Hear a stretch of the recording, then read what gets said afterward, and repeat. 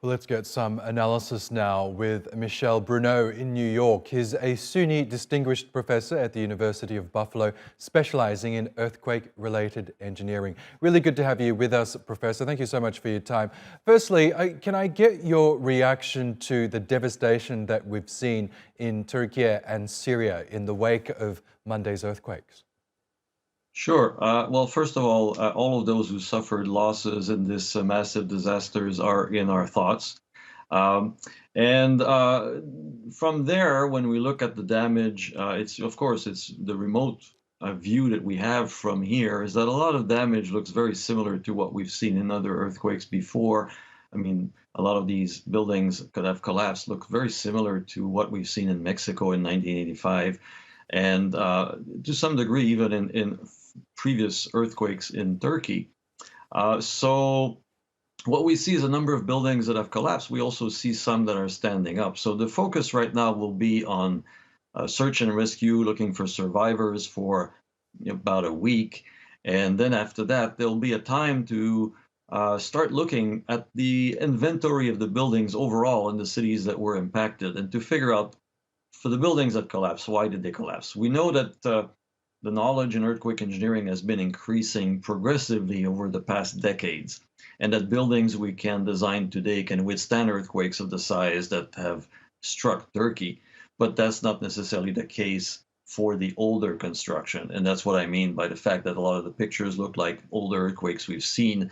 So this is going to be a time of and you have a lot of very good earthquake engineers in Turkey. So there's going to be a time for the community there to assess what really happened, to do sort of a post-mortem of that event, and to determine if the buildings designed to the latest code performed well. And if they didn't, what happened? I mean, it's nice to have a code and a great code, but enforcement of the code is just as important as having a great building code.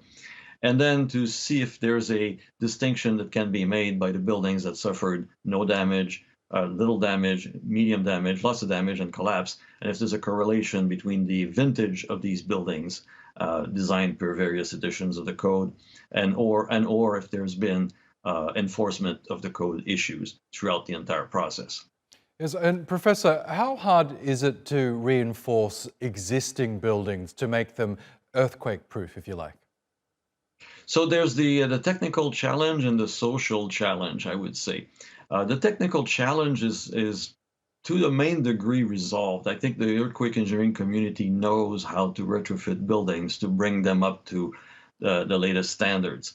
And so the real challenge is a social challenge. If you construct a new building, you have to comply with a building code and a set of requirements, and everything there can be checked at that time as to whether or not it is in compliance. But when you have a building that's been built 40 years ago, there is no really mandate that you can impose on people to force them to retrofit their structures. Now, some countries may have been able to do that and have been successful to some degree with some types of construction, and I honestly do not know if that's the case in Turkey. But the majority of countries worldwide have found that tremendously difficult to impose on people the mandate to bring their structures up to the latest code. Okay, Professor Michel Bruneau, we will have to leave it there, but thank you so much for sharing your analysis with us on TRT World. Thank you very much, and good luck in all of the recovery activities there. Thank you, Professor.